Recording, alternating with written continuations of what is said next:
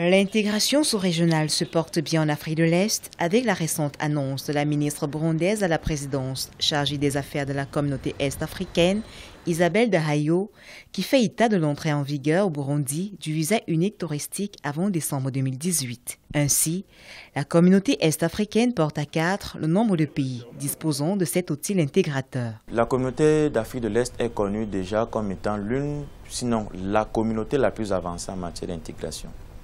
Donc, pour le Burundi, il est question de sortir de l'isolationnisme économique et de se reconnecter à ses réseaux diplomatiques. Et c'est ainsi, pour la communauté d'Afrique de l'Est, un moyen de renforcer son marché commun. Parce que le visa est construit sur le modèle du Schengen européen. Mais c'est un Schengen d'Afrique de l'Est. Et donc, il offre une zone de mobilité préférentielle à l'ensemble des pays. Et déjà, les projections sur l'activité touristique au Burundi prévoient une embellie à l'horizon 2020.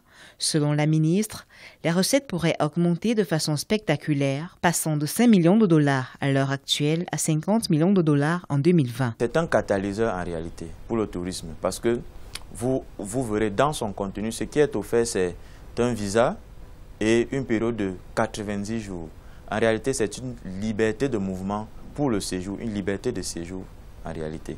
Donc, elle va doper les flux de mobilité pour les ressortissants de l'ensemble des pays. Mais en cela, il faudrait déjà que les coûts de transport correspondent à la bourse des citoyens moyens. C'est en août 2013 au Kenya que le projet d'un visa unique dans la communauté est-africaine avait été adopté. Avant le Burundi, 3 pays dont l'Ouganda, le Kenya et le Rwanda l'avaient déjà mis en œuvre. En attendant que la Tanzanie et le Soudan du Sud adhèrent à leur tour au visa unique, le Burundi compte bien tirer toutes les dividendes possibles de cette ouverture avec son potentiel touristique.